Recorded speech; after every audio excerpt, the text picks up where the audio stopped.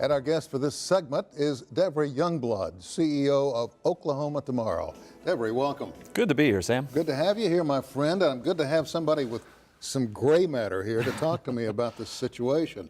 First of all, what is Oklahoma Tomorrow? Well, it's a group of private sector leaders who got together, looked at the state of higher education in Oklahoma and said, this is alarming. We're not understanding what we are doing. We're treating not just the budget cutting, but the whole attitude toward it as if there are no consequences to what we are doing. So on the one hand, we find ourselves all the time talking about we don't have the quality workforce that we need, and yet on the other hand, we're cutting higher education, and you can't have it both. I mean, both of those are problems that can be solved by making a more strategic and proper investment. At the time we're taping this, our state education leader said, Joy Hoffmeister, said that public education is down, I think, $89 million since February, and by June, it's going to be $100 million. Now, that's all public education that's been hit. We're seeing dents and scratches and bruises on higher education now that have never happened before. We're in uncharted waters here. It is, and it's not all about money, but it's enough about money that we have to talk about it. The budget for higher education this year was essentially the same as it was in 2001. So if your fixed costs, if the insurance you're paying for and the utilities you're paying for are the same as they were the year Bill Clinton handed the White House to George W. Bush, we're all fine. But it's not. All of those things have gone up. They've gone up for all of our schools. Plus our schools, every one of them, have more students than we've ever had, which should be a very good thing for us. And instead, we're leaving them without the ability to take care of it. The worst part still is that because higher education's single stack of money sitting there at the legislature, it's an easy target. It's an easy way to solve the problem. And it's just foolish to do it this way. But 53 cents out of every dollar cut in the last 3 years have come from higher education. That's eating our seed corn. That's pretending there are no consequences to not giving people the kind of education they need to drive today's economy, much less tomorrow's. What's it going to take to get people who can make effective change to listen? Well, that's a great question. We talk to legislators from time to time. We are not primarily a lobbying organization, but we're a subject matter expert on a lot of these things. And most of them, when we explain some of what the system is, are surprised. There has been this notion that higher ed is so fat and has so much money that if you cut them, it'll all just work. But what we've done in that is we've transferred the burden of going to college, where it was a shared responsibility between the state and the individual, as it should be, because it is an individual benefit and it is a social good. And now what we've done is we've shifted that over to families to the point that the working poor and the middle class are starting to get priced out to where they can't go to college. The rich will always go to college because that's what they do. The poor will almost always have a chance to because we have undergirded that with federal support. Mm-hmm. We are literally pricing out working poor and middle class people in Oklahoma, which is who our students are as well.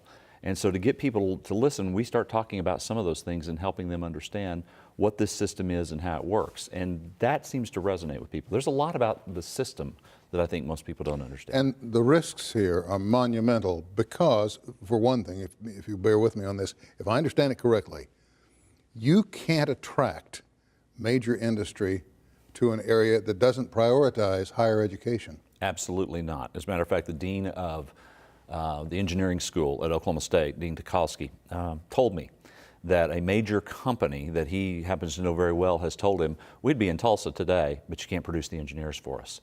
It's even worse than that, though, Sam. The industry and the things that we have attracted, that we fought for, we're going to start to lose. Boeing moved to central Oklahoma. We were all thrilled when that happened. But they need 500 engineers. Where are they going to come from? Mm-hmm. They moved from Long Beach, California to Oklahoma because they couldn't get the favorable tax treatment they needed in California. They'll move from Oklahoma to somewhere else if they can't get the qualified workforce. And then the big one that makes me so frustrated, and this is one I think a lot of people don't know, Oklahoma did a great job with the BRAC rounds, the Base Realignment and Closure Commission rounds through the years. Mm-hmm. We're the only state that didn't lose a base. In fact, we gained employment at every base. Tinker Air Force Base is about to start losing work to other bases simply because they cannot get graduates in engineering and IT. We're not producing them enough. That work is not going to be done. The CO of the Air Logistics Center has said, point blank for anybody to hear, General Levy, that he can hire every single engineer that Oklahoma graduates next year and still have empty chairs at Tinker. That's quite an important statement. And that has a ripple effect all throughout our economy. Okay, you are made up primarily, the organization is made up primarily of business leaders. Yes. You guys are a strong force. I mean, you talk about a massive union, if you pardon the metaphor there. But if anybody's going to cause folk to listen, and by that I mean movers and shakers in Oklahoma City, you call them that loosely, your group would be one they'd pay attention to. Are others joining your group now? Are others joining the call for somebody to do something? We're starting to see that. Yeah, we have been very much in kind of an organizational phase. We're very new. We had hoped to be able to make a little more noise this legislative session than we have, but our long term is very good. Our board is literally consists of people from all over the state, which was very important to us. It's not just an Oklahoma City and Tulsa thing. It's got a lot of great rural support as well, and a good balance. And we're in the process of kind of building that board out and getting out into more corners of the state, because it's very important that we hear from everybody and how this is impacting every part of the state.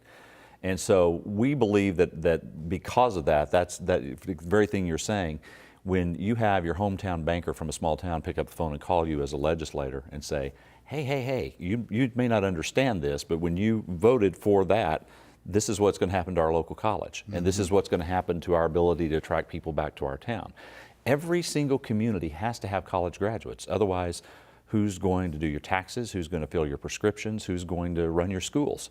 And so when you hear that, that's what we hope is these business leaders can come back and help put that perspective piece in there, and that they'll be listened to, because they're trying to build those communities, and they're going to be there long after those particular legislators are term limited. You know, I'm a native of Arkansas, and I've been to a couple of goat ropings, county fair or two, and a book burning. And I don't think I recall a time in my history when I have seen Oklahoma surpass Arkansas in terms of backward thinking until now. Back in the day, people in Arkansas used to say, thank God for Mississippi, when it came to education cuts, when it came to infrastructure cuts. And now we have teachers from junior high, high school, community college and college leaving Oklahoma to go to work in Arkansas and go to work in Mississippi. That should tell somebody something. Yeah, and that's an extremely good point, and unfortunately we can document that. We have cut higher education funding more than any state in the country in the last 5 years. And we are in a race. It's a race downward. We're about to catch West Virginia, another one that you don't think of with prosperity. Love the folks there. I'm sure they're good. That's not the territory we want to be in. Sort of the unofficial mission statement of our organization was summed up by Gene Rainbolt, who is one of our founding board members, great banker, leader from all over the state. And Gene said, you know what, sometime before I die, I'd like for Oklahoma to stop being 49th at everything. And that's kind of where we're at, is, change happens when you finally get fed up. Mm-hmm. And I don't want to be 49th at everything. I want to do something a lot better. We're way more competitive this when it comes to football. We're way more competitive about this than it comes to any number of things. Let's be competitive about our future. You know what scares me too is that you guys one day will wake up and say, that's it, and you'll throw in the towel, and we'll be back to wearing animal skins and carrying clubs. I don't think it's going to get to that. And I think our group recognizes that at least a part of the problem we have to accept, because the private sector has not been at the table. And so as a result, the higher education folks and the legislative folks have had a highly dysfunctional relationship the last few years. It's just really been no way to make decisions no matter where you are on any of those things. The good news is we have a third of the legislature that overturned this last year. And among that group especially, we're seeing some people who are absolutely dedicated to solving problems. They're much more pragmatic. They're still very true to their conservative beliefs, but they're very pragmatic about how to do them. They understand the need to fund core services, that education is the one that drives everything. And so we're hopeful over time we'll see some good change there. I don't want you to take offense at this, but quite frankly, I know a lot of newspapers around the country are feeling the economic pinch, and they've cut back on so many areas of their papers, including the comics. I can make it just fine if they'll continue to cover their local legislature. Yeah. That gives me my chuckle of the day, because I see things that they do and I go, holy Toledo. Yeah. They're not going to believe this in Arkansas. thank you. Sam, this was a delight. Thank you. It was our pleasure, and we'd appreciate, put us on your mailing list, your email in list touch. and all that, keep us up to speed. We'll do what we can from this end. That sounds great. Thank you. All right. Well, a member of the state legislature is standing by, or at least he was 5 minutes ago, with the latest from the Capitol. We'll have that when we come back.